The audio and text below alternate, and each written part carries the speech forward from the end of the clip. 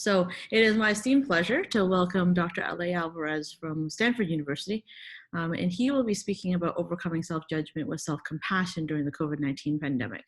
Thank you very much for joining us at the Program for Faculty Development in LA. I'm really excited to have you here. And thank you again, Dr. T-Chan. That was my alarm to make sure that I am in this meeting, so I'm glad that it worked. I'm grateful again to be part of this faculty development session. Again, my name is L.A. Alvarez. I'm an APD at Stanford Emergency Department, and I also serve as the co-chair of the Physician Wellness Forum at the Stanford WellMD. Today, we're going to cover some positive psychology strategies during the COVID pandemic. Before we continue, let's talk about disclosures. Unfortunately, I don't have any until maybe hopefully someday. I wish overcoming self-judgment during COVID-19 pandemic is as easy as just putting on some PPE. By way of introduction, I trained in the East Coast, in the Bronx at Jacobi Montefiore. What I'm trying to say is that positive psychology and many of the concepts I'll share here today were not really part of my county training. Also, right after residency, I started working at the then second busiest emergency department in California, where I became an assistant medical director in clinical operations and quality improvement. Let's just say I didn't go into hospital administration initially thinking about awakening compassion at work.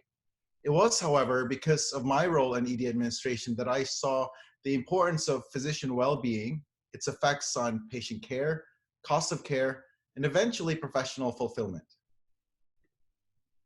I understand that we have a desperate audience in this talk today, including some frontline physicians, some non-clinicians, some researchers and educators. Despite our differences, I'm sure we can find some common ground. Speaking of COVID-19, I want to normalize a few things.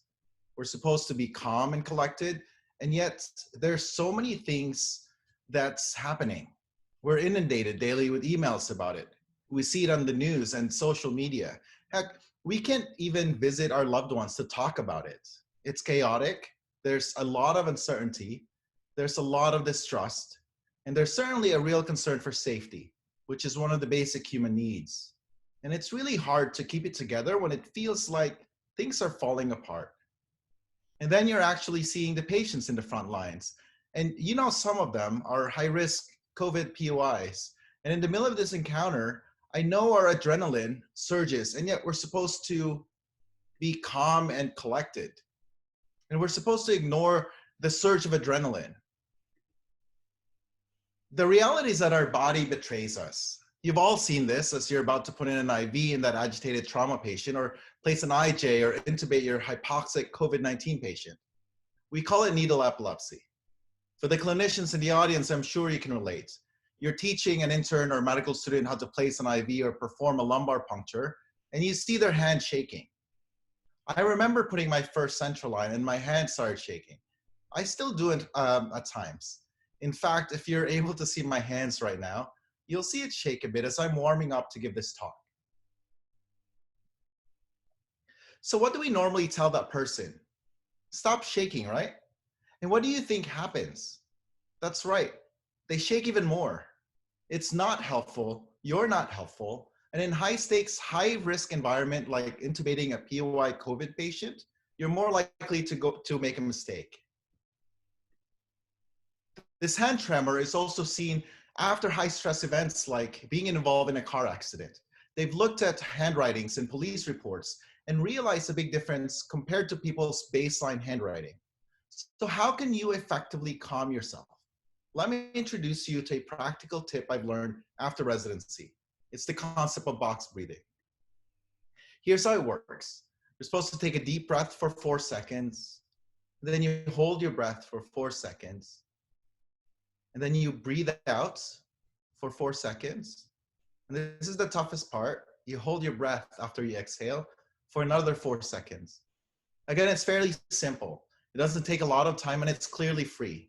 Try next time when you're getting hyperactivated during a resuscitation, or when a consultant or you're attending or your patient is stressing you out, and your immediate reaction is to, well, raise your voice, get angry, and say something you'll regret later.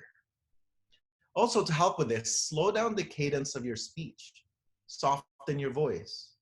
You'll then be able to zoom out and notice things in the present moment, like your heart racing, the team dynamics, the temperature in the room. I've certainly walked patients and my residents through this when we're doing high stakes critical procedures. Now, I'm not a ball sports person, and I was just alluding this earlier when we were chit-chatting before we started this talk. But if you watch a game of hockey, you'll see them run from one side of the ice court to the other. Then right before they hit that puck, what do you see them do? That's right, they pause.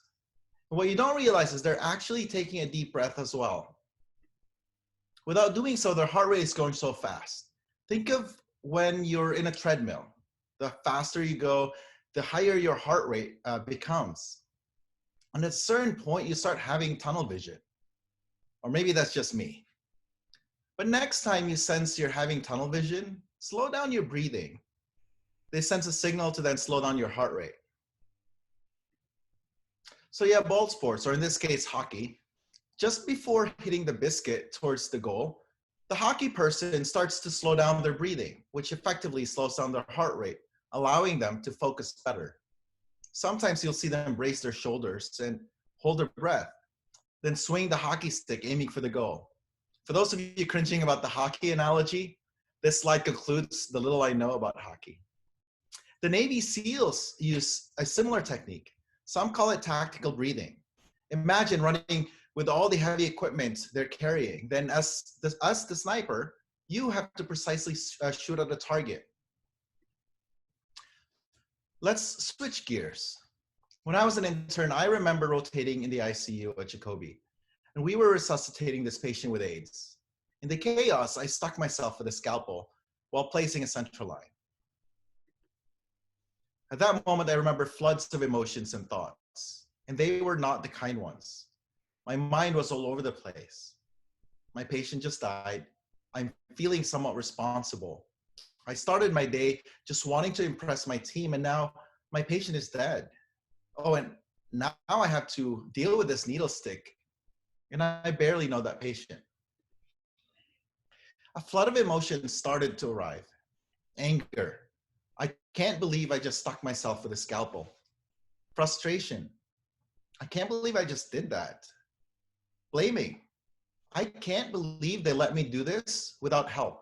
Is this what residency is going to be like? Guilt. I can't believe I missed that line. Now that patient's dead. And shame. They must think I'm clumsy and completely clueless. Mistakes suck. How we process events like this can impact how we see ourselves in medicine. I'm part of the peer resource network, or PRN support, at our School of Medicine.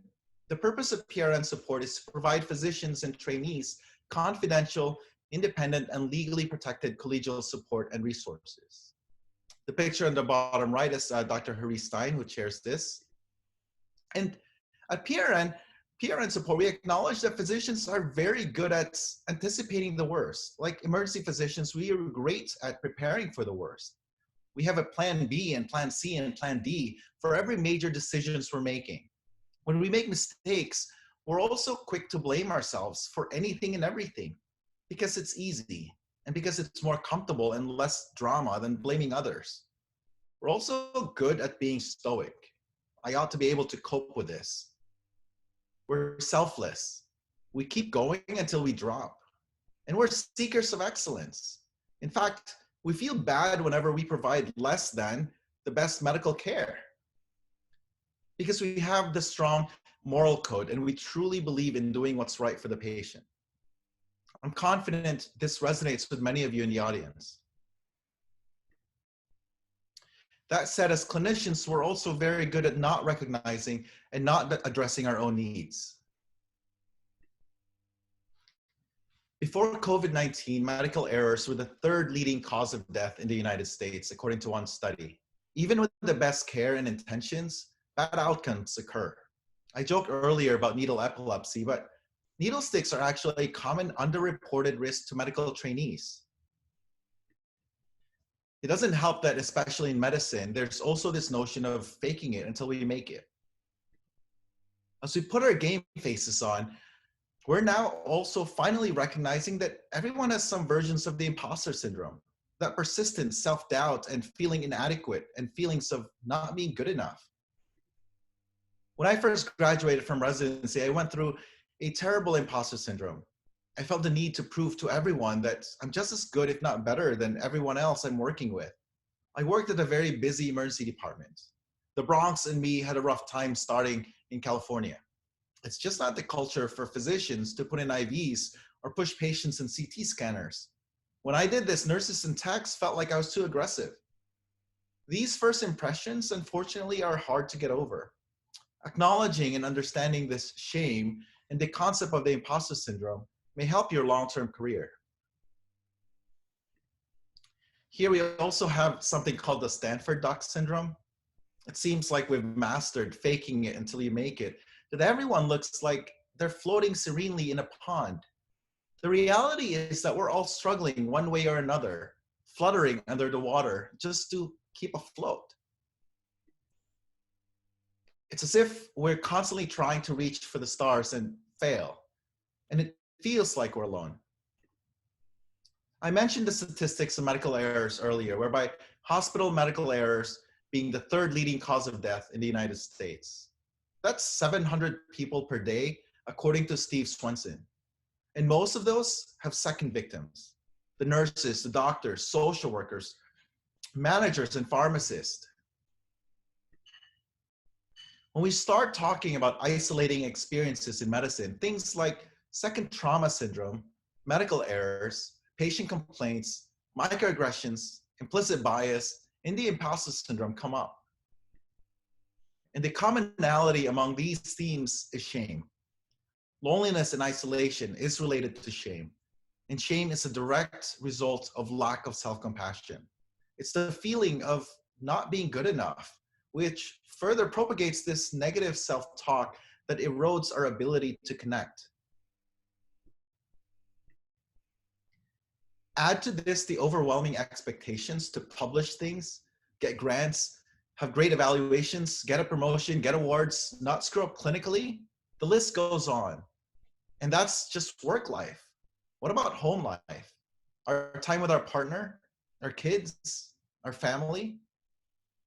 What about time for ourselves? And so when COVID-19 pandemic began, our stressors exponentially became more intense and more complex. Dr. Harry Stein had a couple of slides here that I'm going to be sharing with you. Earlier on with the pandemic, there are common feelings like guilt like exposing family members to virus risk. We're working longer hours, which puts more stress on ourselves and also our partner. And also there's this guilt for not wanting to work due to fear. And with anxiety about illness, what if I get sick? What if I die? What if my family gets sick? There's all these unpredictable outcomes, and anticipating facing ethical dilemmas is just very hard to fathom, right? And then there's special circumstances like living alone, being single, or having multiple medical problems, or living with your parents that are that also have medical problems. There's frustrations with the difference in multiple guidelines from multiple places. I remember as we started shelter in place at Stanford, we were getting multiple emails from the School of Medicine, from the CDC, from our own departments, and most of them were helpful, and then some of them would contradict each other. I'm sure I'm not alone with this. And so making sense and responding to the frequently changing recommendations was the norm earlier on. And then there's this coping with medical uncertainties, right? We knew how to intubate, we knew how to take care of somebody with respiratory distress, but then there's a lot more at stakes now. And then there's anger about our medical decisions, anger about the possible lack of PPE, being exposed, and all of these like competing recommendations. At its peak, people are feeling much more overwhelmed exhausted. You're working several hours, not having enough sleep. You're not really taking care of yourself because you're focusing on others, right? And then with this, you start having decreased concentration, which then leads you to make more mistakes. You're more likely to snap with your colleagues.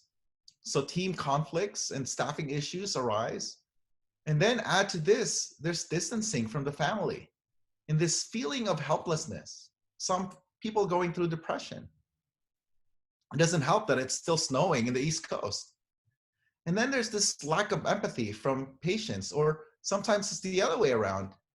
We're seeing patients not as patients anymore because there's just so many numbers of COVID patients.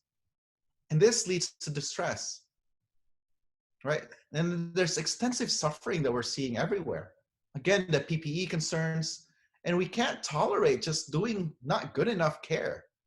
And so we're faced with the moral injury of making decisions that normally we wouldn't have done if it was not COVID pandemic. And lastly, the aftermath. There's regrets and shame on how we care for our patients, our family. There's sadness and loss of colleagues, family members. There's lack of goodbyes and even mourning when patients or our loved ones die. And then there's a loss of the sense of ability to create meaning and connection. I can go on and on about this. There's going to be talks about PTSD beyond the COVID pandemic. People are dealing with sleep problems, the sense of isolation, the lack of the ability to function. And there's also lack of desire to return to work. There's a survival guilt. People are using like heroes in the front lines. And then when you're not seeing as many of patients, you feel like you're not really doing the heroic things that you're hearing from New York City. Let me introduce you to the concept of polyvagal theory by Stephen Porges. I learned this from Dr. Christoph Gimler at Stanford. At a course we teach medical students resiliency skills training. Polyvagal theory draws from several fields such as evolutionary psychology and psychophysiology. We learned back in medical school about the autonomic nervous system comprising of sympathetic and parasympathetic nervous system. We know that each system affects different parts of our body, such as our heart rate and heart rate variability, our respiratory rates, and even blood flow to muscles. According to evolutionary psychology, mammals developed a third subsystem, this myelinated branch of the vagus nerve, which regulates facial expression, voice modulation, auditory function, and others that represents our social engagement system. The important part of polyvagal theory is that the unconscious internal stimuli impact enormously how our personal sense of threats versus safety is. I love this diagram that Dr. Gimler created. Once we feel threats to our safety, we either get hyperactivated, which mobilizes our fight or flight response, or the sympathetic nervous system, or the opposite. Or as Dr. Gimler puts it, we literally freeze and hope that the storm will pass or that help will arrive. I'm sure you've seen this if you're in the clinical scenario where somebody is getting so agitated in the trauma bay because they're so stressed out. Or the opposite, a trainee that you asked to intubate a patient is struggling and all of a sudden they just freeze and they don't know what to do. Once we're activated, we go into these common unconscious behavioral responses to threats, even though some of them, if given a choice, we actually don't want to do them. The key here is understanding which states we're in, so we can then figure out how to overcome these unconscious behavioral responses. This is important so we can optimize functioning at work, especially during high stress environments such as resuscitations, and also learn how to self-regulate ourselves with specific interventions like the tactical breathing that we just talked about. In other words, if you feel hyperactivated, you can slow down your breathing. You can practice some mindfulness exercises like grounding yourself or doing some soothing self-talk. If you freeze and you're hypoactivated, consider moving around, shaking your hands to create some movement. Literally, you need to wake yourself up. Maybe brighten the room or even play some music right before you enter that patient's room. Imagine leaving that mega code I just shared with you earlier. Actually, I didn't really talk about that here, but I talk about in previous talks about scenarios when you're resuscitating and then all of a sudden you have to see another patient, right? You're either feeling hyperactivated because of the adrenaline rush, or you're feeling depleted and you're just about to crash. It also doesn't help when you're second guessing yourself, like you screwed up. So how do you quickly recharge? How do you deal with these emotions? Because you know there are other patients waiting for you, and they may not understand why it took you so long to see them. So yes, knowing your activation state is helpful here. What else can you do? Unhealthy ways of addressing the chronic stresses of work that we're dealing with, including shame, will eventually lead to physician burnout. You may not even have made a mistake, but the mere fact that we're treating patients at the worst can lead to vicarious trauma or the second trauma syndrome. Without addressing this, it no doubt adds to burnout. By the way, I want to acknowledge the multiple names of this trauma stress that I've been referring to. The second victim syndrome. Some people don't like the victim analogy because it implies disempowerment. Some people prefer vicarious trauma. In psychology literature, they refer to this as vicarious emotional trauma. Whatever you want to call it, it's clear it leads to burnout. This is not just individuals acting out according to the dean of our medical school. This is a systemic issue that we face in our profession. Nearly half of the physicians currently show at least one symptom of burnout. Not only do burnout physicians provide lower quality care, replacing physicians who leave because of burnout costs the United States about $5 billion a year. In our health profession survey at Stanford, we found that self-compassion is protective against burnout. According to Kelly McGonigal, who's the health psychology professor at Stanford, self-compassion is more than just pampering yourself. It's allowing yourself to receive compassion from others. Self-compassion means opening yourself to the compassion that's available to you. It's important to understand that feeling compassion for ourselves in no way releases us from the responsibility for our actions. Rather, it releases us from the self-hatred that prevents us from responding to our life with clarity and balance. At Stanford WellMD, we talk about the three components required to achieve professional fulfillment. According to this 2016 Stanford Physician Wellness Survey of over 1,000 physicians, WellMD found that physicians with the highest self-compassion have the lowest burnout. Let me say that again.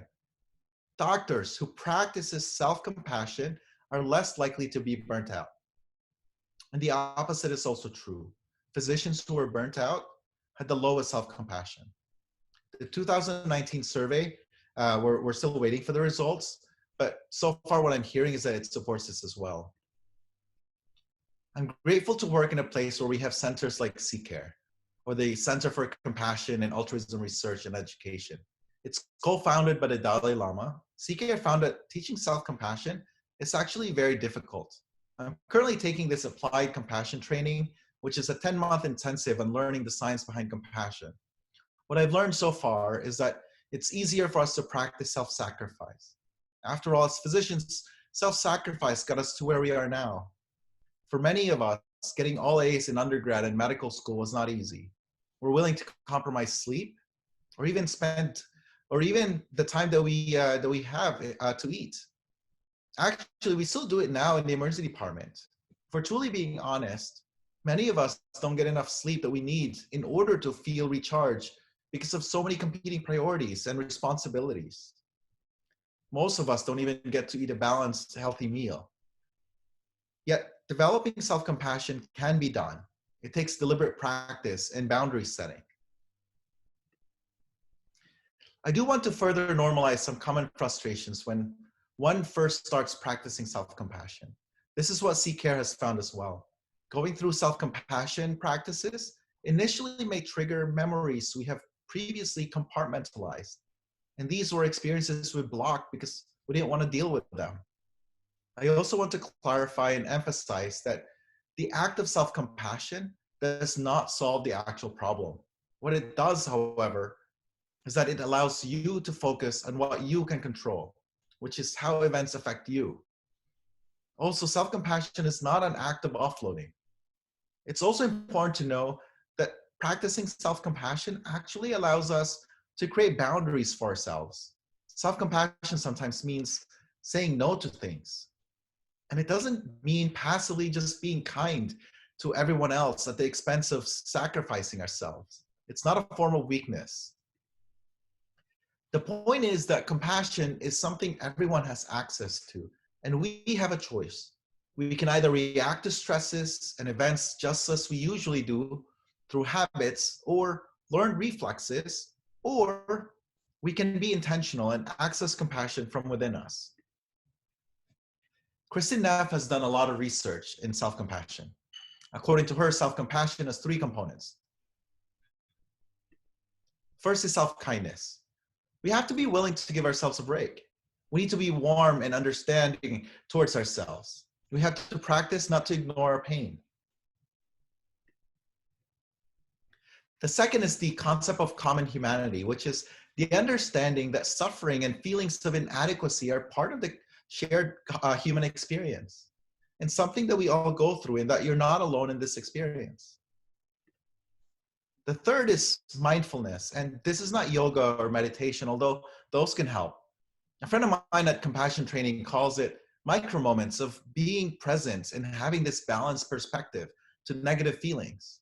You're not over-identifying or exaggerating the feelings. You're simply noticing whenever you're being tough on yourself. Self-compassion validates our feelings. It soothes the mind and the body, and also dismantles shame. So let's talk longer term. How do we recover from the chronic stress that we're exposed to? How do we deal with ourselves and our environments when the game face comes off? Let's talk more about mindfulness and meditation. The Bronx and me never really learned how to meditate until I got to California. In fact, it's not been a part of my daily routine until around this time last year, when I got introduced to Insight Timer.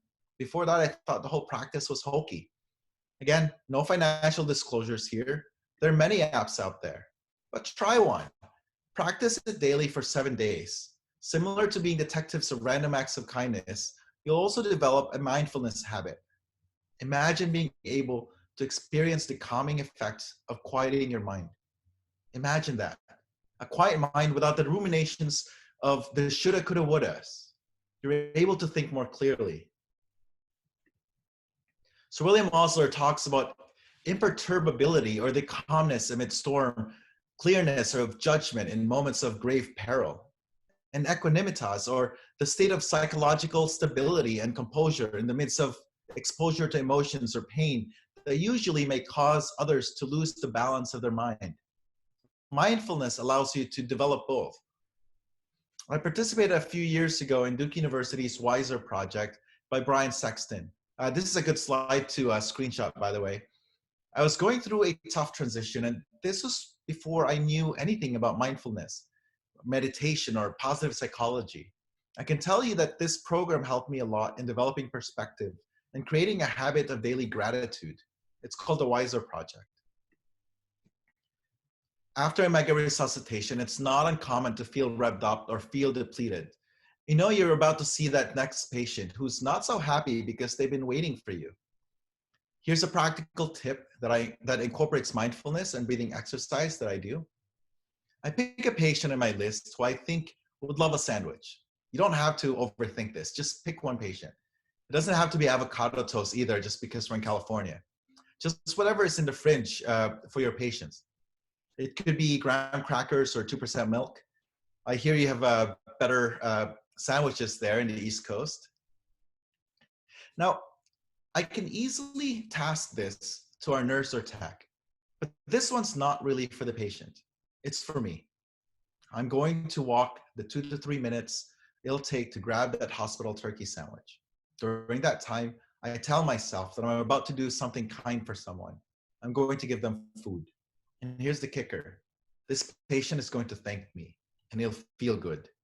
And so with just that 2 to 3 minutes, I've just cleared my mind and I'm able to walk into that next patient who's been waiting to talk about their foot pain for 10 years. I would have already replenished my empathy and after a quick reset, following that stressful resuscitation.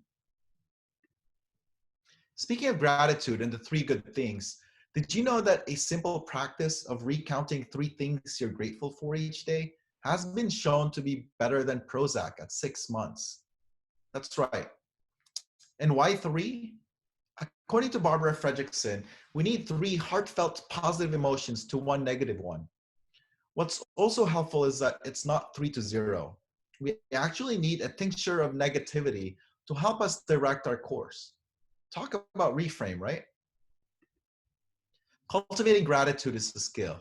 Brian Sexton has shown that if you acknowledge 3 things you're grateful for each night, by day 4 or 5, you'll start having positive outlook and noticing more things you're grateful for in your everyday life. The positive effects of this practice remain evident even 6 months after this 2-week intervention. Again, imagine that. And I just said that in 6 months, the benefit of this practice is better than Prozac without the side effects. And again, it's free. Although many of us feel that we can successfully multitask, in reality, our brain can only focus on one set of stimulus at a time. We are not really multitasking.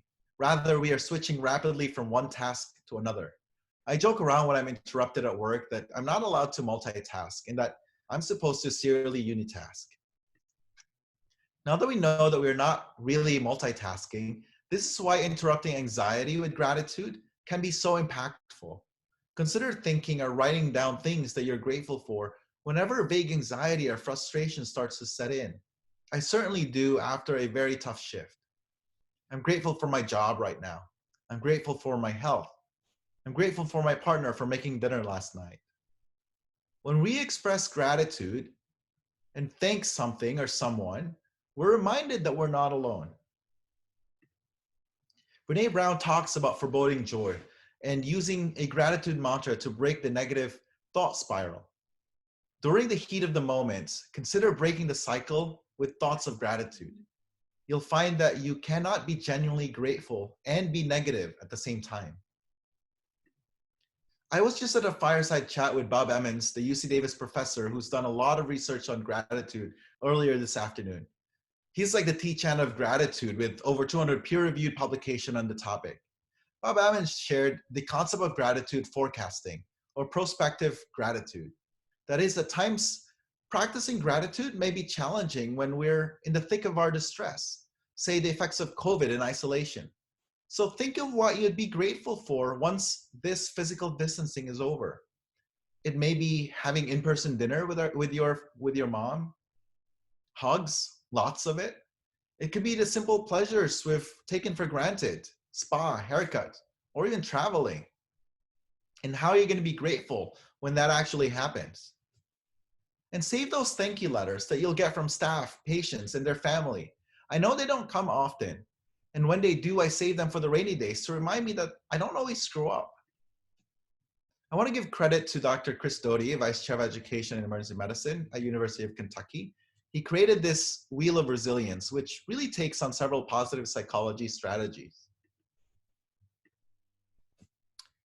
Again, I want to be clear. The onus is not just on the individual physicians and developing personal resilience. We are, by definition, already resilient people by virtue of being physicians and having survived medical school and surviving residency training. However, even if you work in a place where there's tremendous emphasis on the culture of wellness, as well as the most efficient place to practice, unfortunately, without personal resilience, these just won't be enough.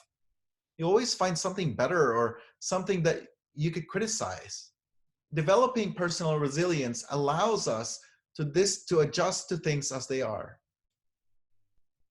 In my training with CCARE, I've learned that you really cannot be resilient without developing and practicing self-compassion. So how else can you develop resilience? Kelly McGonigal talks about being detectives of random acts of kindness. By starting to look for positive things around us, you start to become more positive yourself, similar to the 3 good things I just mentioned earlier. Consider also the practice of vicarious gratitude that Bob Emmons mentioned. Observing other people's kindness to someone and feeling grateful for their actions actually in turn makes us feel grateful, and we reap the benefits of that experience. Wherever you fall in this diagram, I want you to know that it doesn't mean you have to be in that zone the entire time. This pandemic has shown us our limitations and shortcomings. In fact, it's showing us the worst in people. It's also showing us strengths we never thought we had. And it's highlighting some of the very best in humans. As we pick up the pieces and start planning for our future, COVID taught us that many restrictions and limitations in our lives. That said, please know that we have the ability to control how we let things affect us. We often wait for kindness, but being kind to yourself can start now. I love this quote from Patch Adams. In med school, I got to join the Circle of Healers retreat at Gesundheit Institute and learn clowning with Patch. You treat a disease, you win, you lose. You treat a person, I guarantee you, you'll win, no matter what the outcome.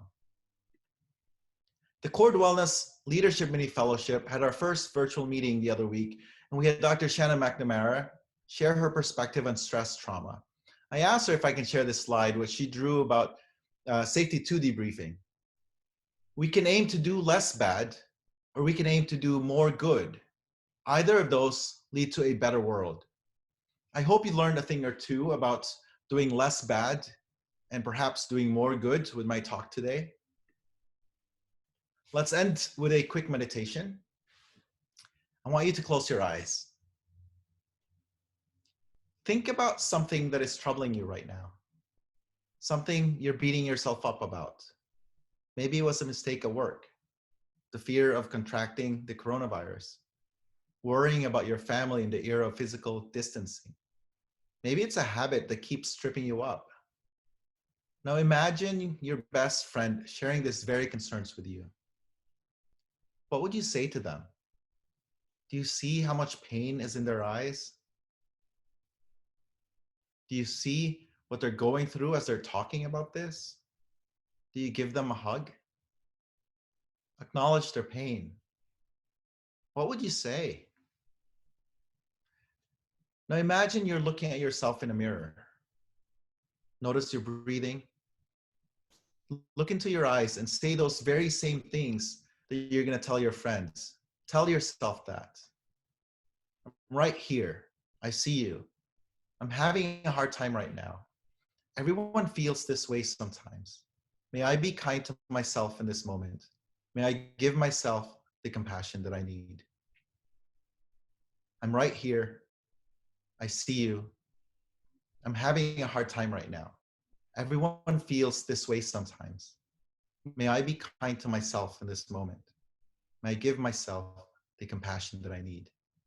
How does that make you feel? This is self-compassion. Remember that each one of us has the capacity to do good things. Each one of us deserves to receive good things as well. Take a moment to listen to your body. Are you tired? Are you hungry? Do you need a bio break? Attend to this. And with that, again, thanks for having me at this faculty development session. And I'm happy to answer any questions right now. By the way, if you have a chance, please fill out this evaluation. So I can always do better. All right. Thank you so much for tuning in, everyone. And we will be taking questions. What I'm going to suggest is that we can actually use the chat function to be able to engage in some questions. And so if you type your questions in, I will ask them out loud, and then that'll be part of the recording. And so, Alay, thank you so much for that great presentation. I wanted to kind of like, it resonates with me surely as an emergency physician and as someone who is on the front lines. But do you think a lot of these things would still work for people who are in other professions and other parts of life, and how do we kind of foster this in our trainees? So whether they're training to be researchers or educators, or if they're clinicians themselves, how do we how do we put this forward to the next generation? Yeah, that's a very good question. I think it actually resonates to everybody. If you look back, if you think back about that self-compassion research, with one of the aspects of it is common humanity. Being a physician is not one of them, but being a human is. Uh, when I am, as I'm doing this applied compassion training, I'm one of, I believe, 3 out of 50 or 55 people learning how to do compassion work. And so I think it's very applicable. The feeling of isolation and feeling of not being good enough is something that is universal. It's a great question to ask, how do we cultivate this with our learners? I look at it differently, I think, from a residency perspective versus medical students. And I rely on your expertise on this and the many works that you're doing at McMaster and you and your team. As you know, in especially the newer generations, they're very used to the concept of grades and being evaluated. Everything from a paper or their midterms or their final exam, everything is really drawn towards having a final grade and how that's going to help them move up in their career. There's Kristen Neff talks about this motivations of fear, which is the fear of failing. And unfortunately, especially in medicine, in order for us to get into medical school, we need to have good grades, better grades, all A's, you can't have C's, and all of these other things that we tell ourselves. And that's when the self-sacrifice happens. I'm not sure how to change that other than simply having a bigger change in the culture, which is not focusing on grades. Certainly the concept of growth mindset plays in here. From a residency perspective, I think it's somewhat easier in a way because the framing is different. We don't really care so much about grades anymore once you're in residency, but there's a lot more feedback that we give our residents in order to be better. And the concept of growth mindset really matters there. Unfortunately, because of their training up to that point, up to the point of getting into residency, of relying on grades, often they mistake feedback, constructive feedback, as another demerit, like they failed something. And I think the sooner they switch to that mindset that they're not being graded anymore, the more likely to for them to be successful. So implementing those changes, I think, will be helpful. Yeah. I think for the non-clinicians, the same thing happened, right? Like whichever we go, especially as we reach different professional levels, we try to do all of these self-sacrifices to improve ourselves, and it's not sustainable. What's sustainable is being able to find moments to take care of ourselves. I think figuring out when to say no is important. As an early career person, it's easy for me to say yes to so many things because there's so many cool things that's happening. But eventually that's not sustainable. And eventually I need to be able to say no. Like, you know what? I'm going to prioritize which ones I'm going to be able to do and focus on that so I can do better. Mm-hmm. Yeah, I think that's a really good point. Can I just ask a question? One of the audience members has asked, do you have mindfulness or meditation training for the undergrads at Stanford? Is that something that you engage in there? I know that we're really lucky in the program of faculty development here. We have a whole resilience and mindfulness team. And they've actually offered kindly to have a coping with during COVID-19 webinar series starting next week, actually for 5 weeks. That one's oversubscribed right now. We have a wait list of about 10 people, but definitely it's on the list. We also have a paid for course that they're running later in May, and that's for the faculty, but I'm not sure we have the same resources at the postgrad and the undergrad level. What's it like at Stanford? Yeah, so they offer it at CCARE, so the Center for Compassion, Altruism, Research, and Education. There's compassion training. I believe it's 8 weeks training. Often the problem is scheduling. So there's not one dedicated to medical students per se, but they're able to join. In undergrad, definitely they're able to join that because the commitment is really once a week. And with regards to residents, it's a lot tougher. I'm trying to do something similar to that is somewhat a bridge. That's why I'm going through this applied compassion training to see what are the elements that I can kind of compress and what are the elements that we really need to emphasize. And so it's an area of research that's currently I'm interested in. With regards to other trainings, I think your team is doing a better job with this in terms of having a formalized 5-week training course. I wish we have that at our institution. I think we've had this conversation before. The currency of time and the scarcity of time for students to focus on getting A's versus learning how to meditate is real. The medical resiliency training that we teach in the medical school, even though it's not as often, I believe it's quarterly. I remember a couple of months ago, like somebody even said that, I can't believe you're making me go to a lecture on wellness when I just took care of a patient that didn't do so well. And so I think there's that balance that we still need to negotiate, and really finding time and like the importance of it, understanding that for ourselves, and it has to be self-motivated, I think.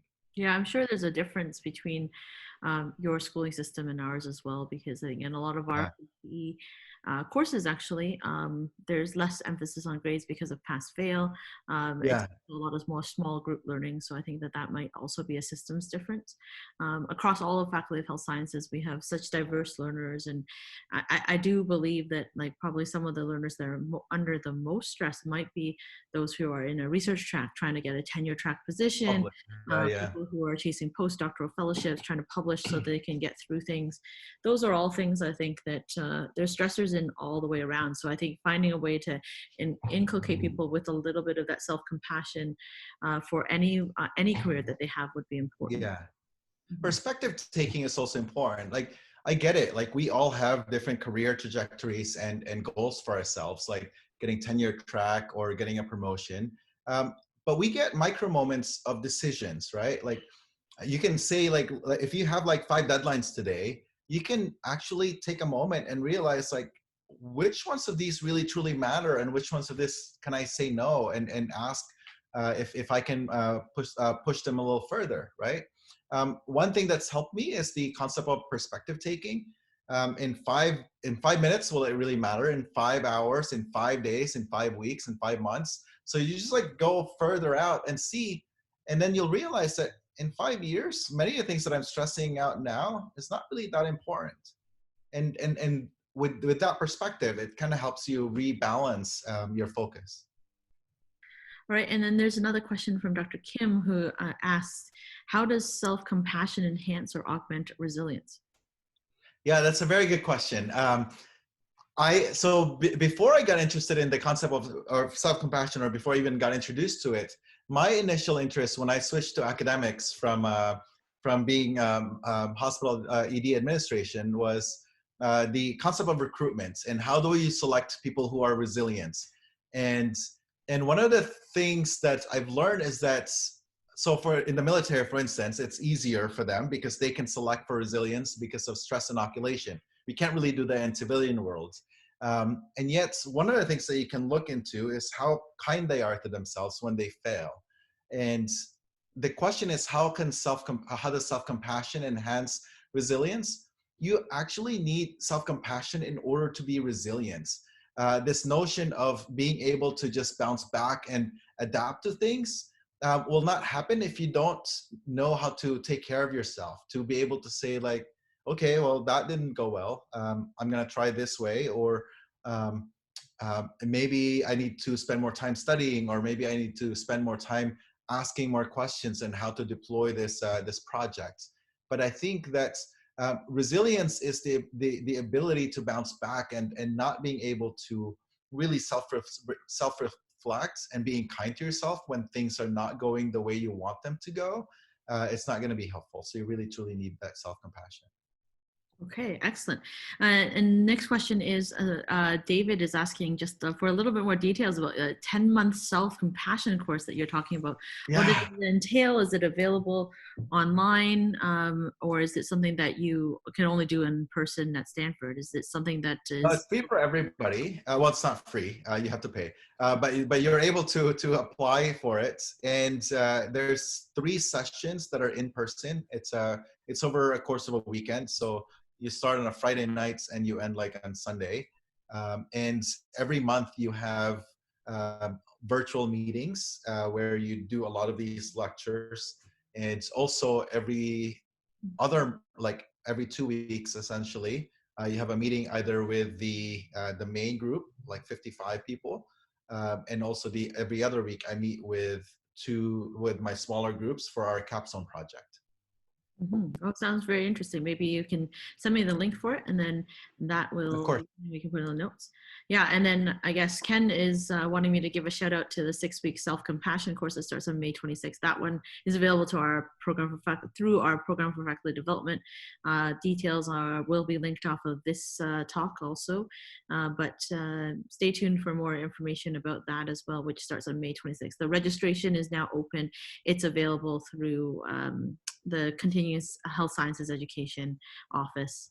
And so if you go to our website, MacPFD.ca, you can check out that 6-week self-compassion course that's starting then. It should be quite exciting for those who are looking for something a little bit more local, and is a 6-week commitment as opposed to a 10-month commitment, which sounds like a big difference, you know? It's truly fascinating, and I'm very curious about the program that you're having there, because even with the first session that we had, once you get into, so it's not just self-compassion, it's all the applied compassion training is comprehensive with compassion.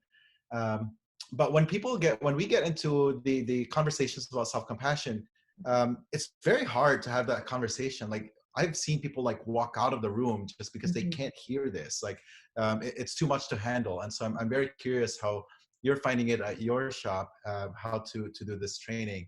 Thupten Jinpa, who's written the book Fearless Heart, which actually covers what CCT, the Compassion Cultivation Training at CCARE is, shares about this experience as well. And in fact, they were very concerned initially when they started CCARE, because in their practice, self-compassion is the easiest part.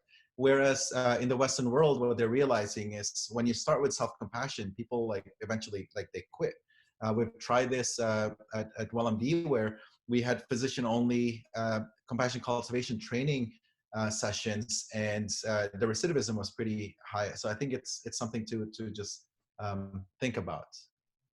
Yeah, I think that especially when you're talking about our trainees as well, because they have so many other pressures on them, and maybe this is something that they have the time, maybe perceptually from their point of view, it might be something that, especially when you're coaching others, that could be a definitely something to bear in mind.